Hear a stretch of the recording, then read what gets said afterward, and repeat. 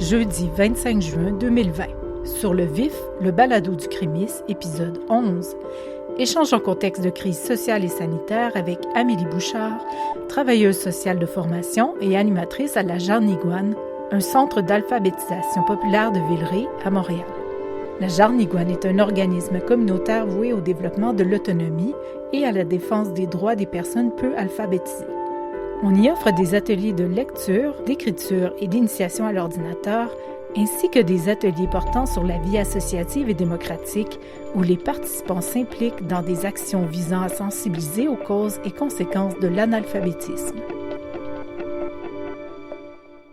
Alors, Amélie Bouchard, merci beaucoup d'être avec nous aujourd'hui. Donc, ma première question que je veux vous poser, c'est qui sont les participants des ateliers d'alphabétisation populaire de votre organisme et en quoi ces personnes sont susceptibles d'être touchées par les inégalités sociales?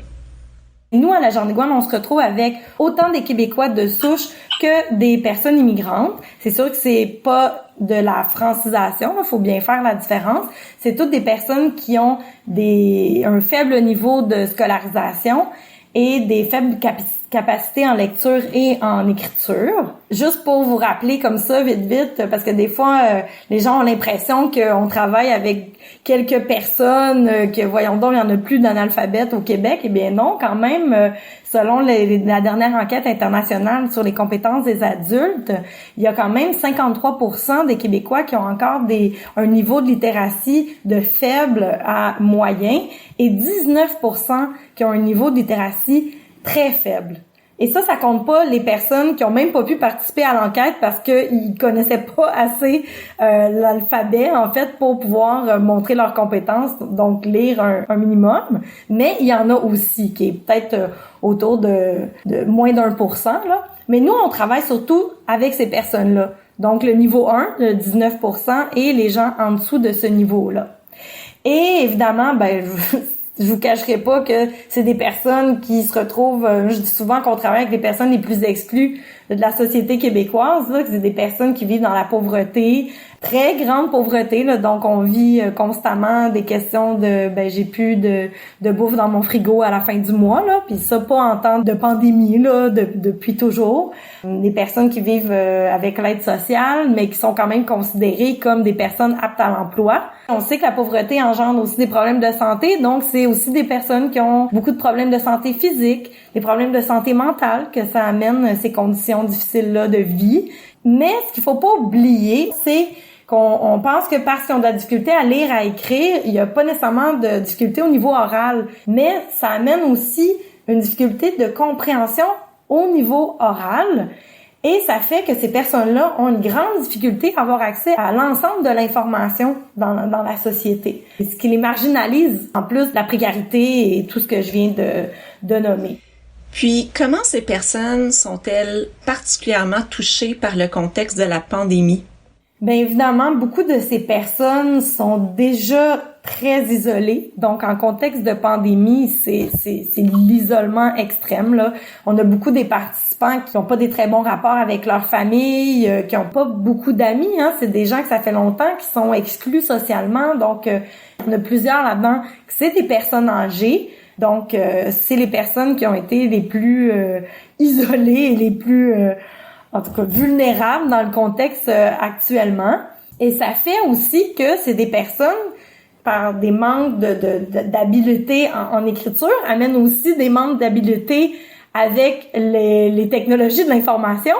Et là, en ce moment, en contexte de confinement, tout est accessible par Internet, par l'ordinateur. Et ces personnes-là, à part, je dirais, peut-être quelques personnes, peut-être plus des personnes immigrantes qui ont un peu appris à utiliser le Skype ou les Messenger, là, des trucs de base pour rester en contact avec leur famille. Beaucoup de nos participants sont pas habitués à devoir prendre l'accès numérique là, pour avoir accès aux services au quotidien. Je pense que c'est ça que le contexte de la pandémie a principalement accentuée. Parce que ça fait longtemps qu'à la Journée Gouanes, on parle de la fracture numérique, c'est le terme qu'on utilise. Mais là, disons que la fracture, là, elle s'est beaucoup agrandie dans les derniers mois. Donc, ça a vraiment mis en lumière les nombreuses barrières que nos participants vivent pour avoir accès à ces technologies-là. Les barrières au niveau financier, parce que ça a des coûts, ça. Des fois, c'est facile d'avoir une petite subvention puis d'avoir une tablette ou un ordinateur, mais une connexion Internet, c'est pas donné. Il y a des barrières aussi au niveau de l'habileté, parce que Internet, même si tu réussis à y accéder, c'est énormément d'écriture. Et même si on réussit à peser sur le bon bouton, là, il y a beaucoup d'autres étapes d'habileté à développer là avant de pouvoir utiliser les plateformes numériques. Je vais vous donner un exemple. Dernièrement, j'ai aidé une de nos participantes à se trouver un logement. Parce que aujourd'hui, comment on fait pour se trouver un logement? Quand t'as une personne quand même assez âgée, qui a des problèmes de santé, qui a peur de sortir, de rentrer en contact, en plus une personne immigrante, donc de connaître les réseaux puis comment qu'on cherche ici un logement, donc connaître les marketplaces et Kijiji de ce monde, être capable de les utiliser, être capable d'entrer en contact avec la personne, de se déplacer. Cette personne-là, elle aurait pas demandé à personne d'autre que nous de l'aider, parce que c'est sûr qu'il y a toujours la honte, hein.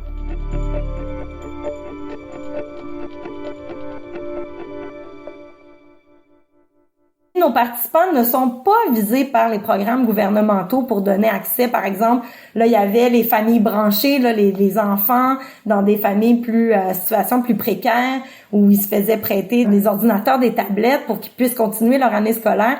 Nous, les gens en alphabétisation, n'ont pas été touchés par ça. Et c'est pour ça, entre autres, que il y a une mobilisation dans le milieu de l'alphabétisation populaire qui s'organise en ce moment autour de cette question-là. Est-ce que votre travail puis celui de vos collègues s'est transformé depuis le début de la pandémie? C'est sûr, énormément. Tout d'abord, pour nous, comme je vous disais, on travaille avec les personnes les plus vulnérables actuellement. Donc, il n'y a pas de reprise d'atelier qui a été fait et il n'y en a pas en vue non plus.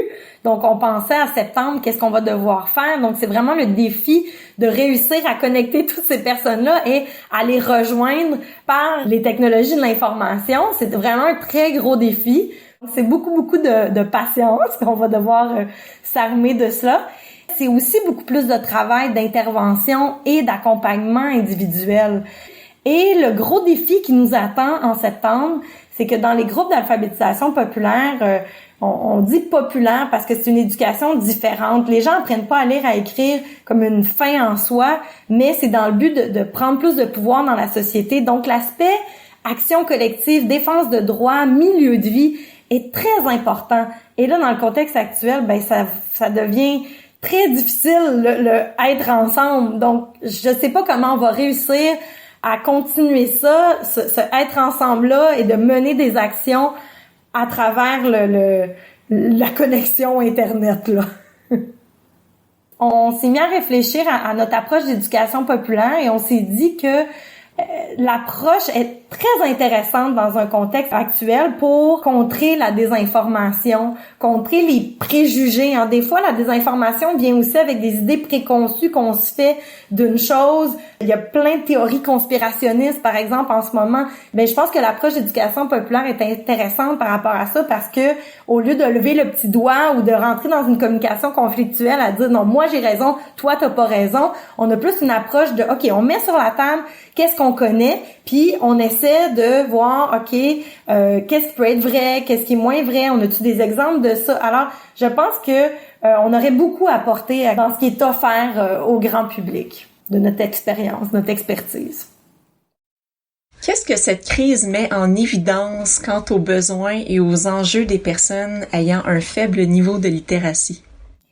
En fait, c'est vraiment clairement le besoin d'un accès plus équitable aux technologies de l'information, mais surtout à l'information. Là, aujourd'hui, là, c'est encore pire. Là, c'est le inévitable www dans lequel ils se retrouvent complètement largués. Et encore plus en ce moment, dans le contexte de la COVID, c'est que tous les messages à santé publique qui sont normalement destinés à tout le monde, à un public large, ben ils sont dans un langage, un vocabulaire qui est pas accessible à tout le monde. Des mots comme distanciation sociale, puis confinement, déconfinement, nous on en a entendu là, des déformations de toutes sortes là. C'est pas compris. C'est sûr que quand on arrive avec des choses comme ben tu restes chez toi, oui, là les gens vont comprendre, mais ils ont le droit eux aussi de comprendre le pourquoi, le comment, et c'est important de comprendre le pourquoi, le comment de reste chez toi. Tu sais, on se demande comment ça se fait que les mesures sont pas si bien suivies par tout le monde et tout ça. Moi, je pense qu'il y a une question d'accessibilité de l'information et du langage qui est en dessous de ça. Je pense que c'est un droit très important qui est bafoué depuis très longtemps chez ces personnes, mais là, encore plus mis en lumière dans le contexte actuel. Et c'est pour ça que nous, l'équipe de la Jarnigouane, on a dit, OK, on est peut-être juste un petit groupe de quartier, mais il est temps qu'on mette de l'avant notre rêve qui était d'un projet de loi, parce que dans d'autres pays, ça existe, des lois pour obliger à simplifier toutes les communications, qu'ils soient orales ou écrites, qui va au public large. Donc, on va commencer à s'atteler à ce nouveau projet à la Jarnigouane et aussi à essayer de sensibiliser davantage les milieux des communications et des médias. Et sur une note plus personnelle, qu'est-ce qui vous permet, vous, Amélie Bouchard, de rester ancrée ou inspirée en ce temps de crise? Des projets de recherche qu'on a avec l'Université de Sherbrooke, entre autres. On a développé un site, le site Engage, pour inciter les chercheurs à impliquer davantage des personnes à faible littératie dans leurs recherches. C'est une invitation que je lance à tout le monde d'aller voir le site d'Engage Plus et aussi en même temps le site de la Jarnigouane. Amélie Bouchard, merci beaucoup. Merci Anne-Marie, ça fait plaisir.